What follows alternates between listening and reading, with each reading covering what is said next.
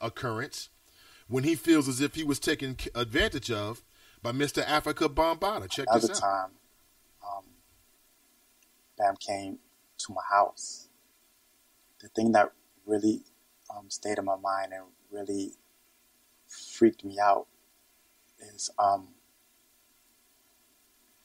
had to lay on the bed and I had to cross my legs.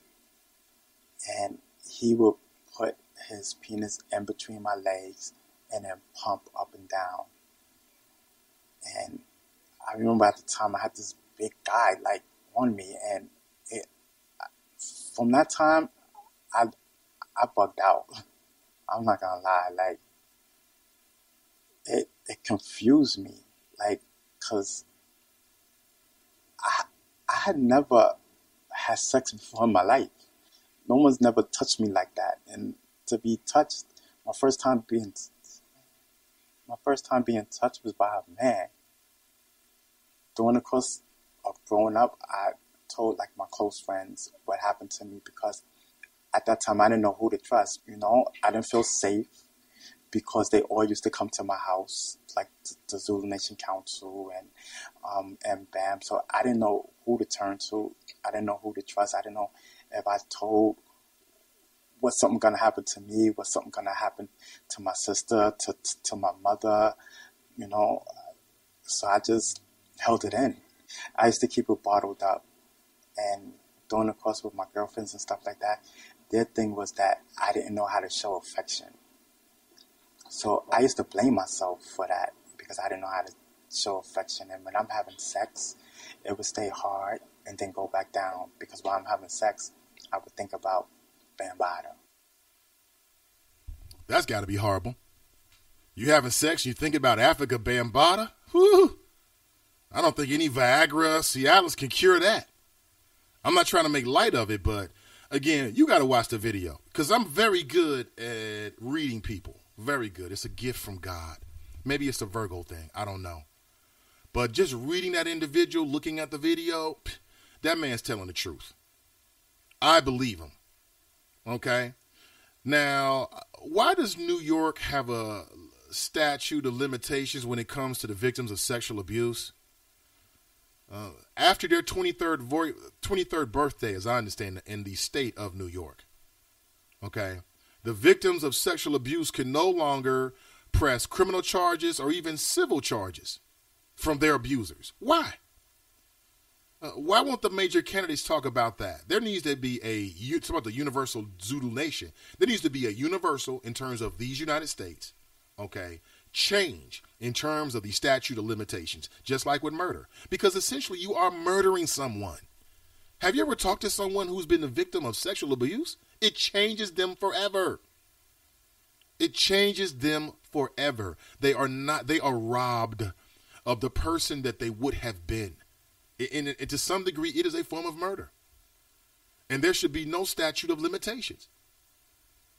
Because, for several reasons. Number one, it takes many years, in some cases, for the victims of sexual abuse to come to terms with the abuse.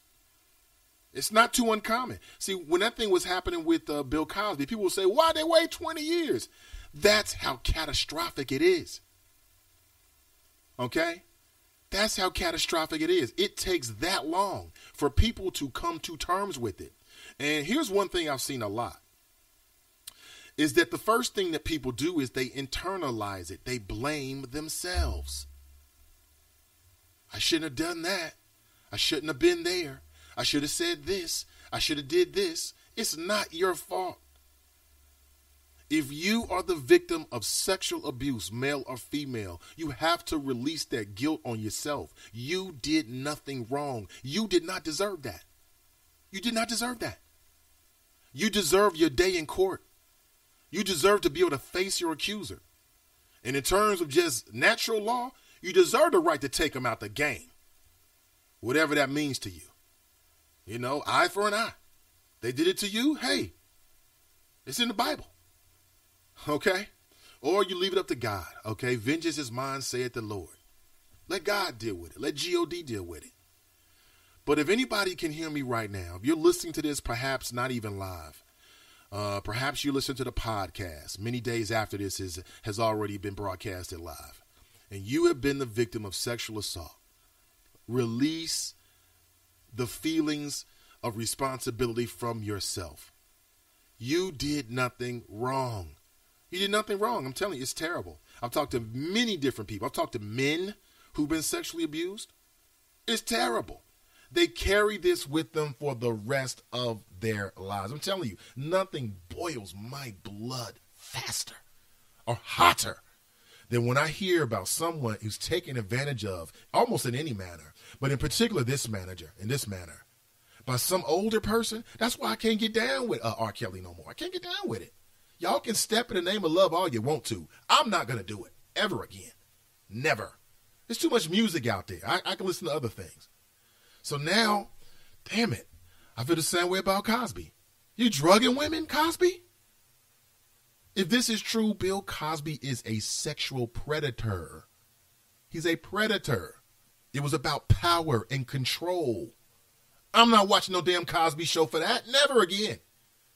And now Africa Bambaataa? This is deep. This is deep. Dale writes, if you have been sexually assaulted, would you let it happen a second time? ? Well, here's what I've found out, is that in a lot of cases, it does happen multiple times. Because you're dealing with children. You're dealing with people who are confused. They're trying to figure out what really happened. I've talked to people and they are sexually assaulted. And even after they're sexually assaulted, they still interact with this person because they're trying to normalize it. They're just trying to make sense of it. They're confused. And so it's hard for me to judge that situation. Like as I can recall it, I have no recollection of ever being sexually abused in my life. You watch these television shows, it's everywhere. It makes you start thinking, damn it, was I sexually abused? Well, it was that one time when my teacher took me home and the creepy old uncle was along with me and all this kind of stuff. But I don't recall that.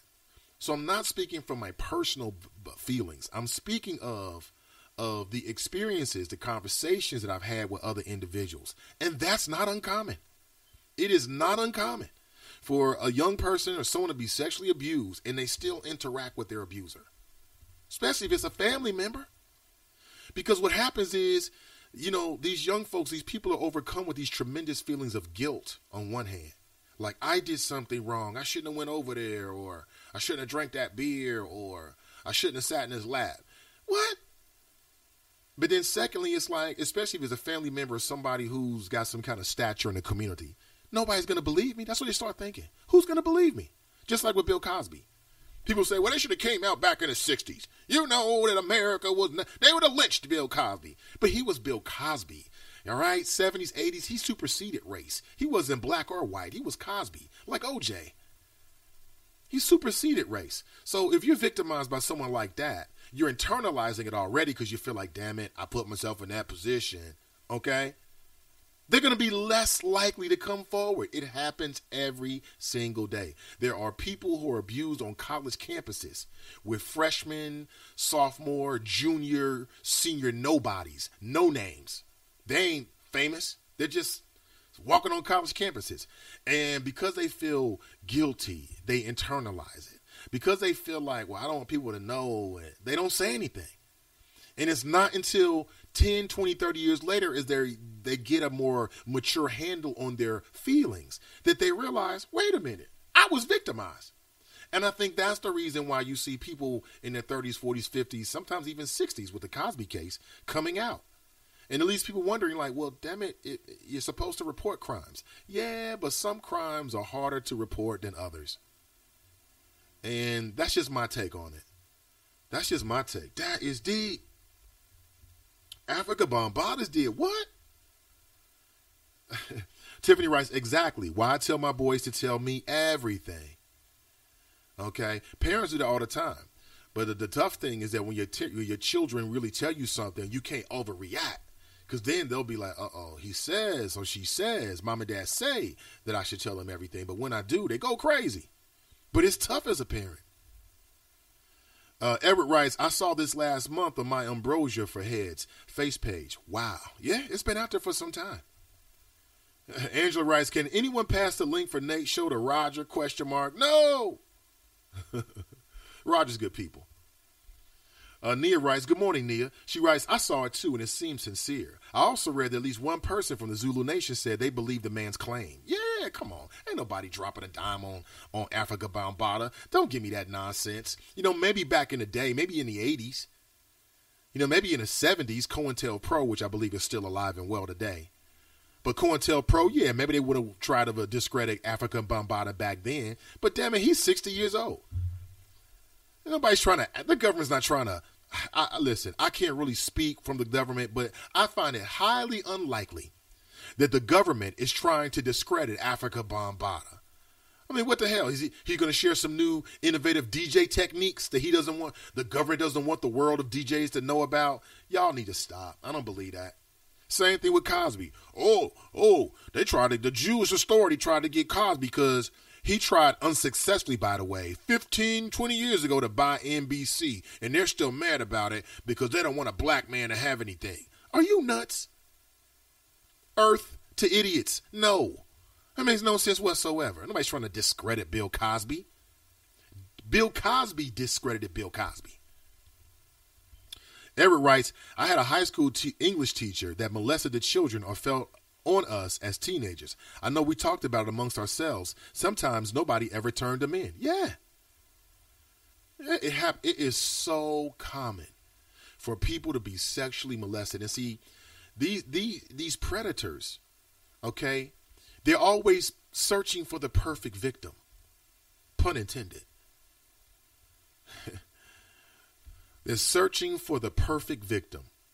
They're searching for someone who they believe either won't speak up or has the kind of relationship with that person and or that person's parents where they won't speak up. They feel like they can't speak up. I'm telling you, I don't know the mind of these predators, but what I'm telling you is there are people out there who can read nonverbals very, very well. I'm one of them. And there are people out there that use those type of skills in a very predatory way. Like men do it with women, women do it with men, and these predators do it with children as well. And they're looking for a certain type of child. Don't let your child be that type of child.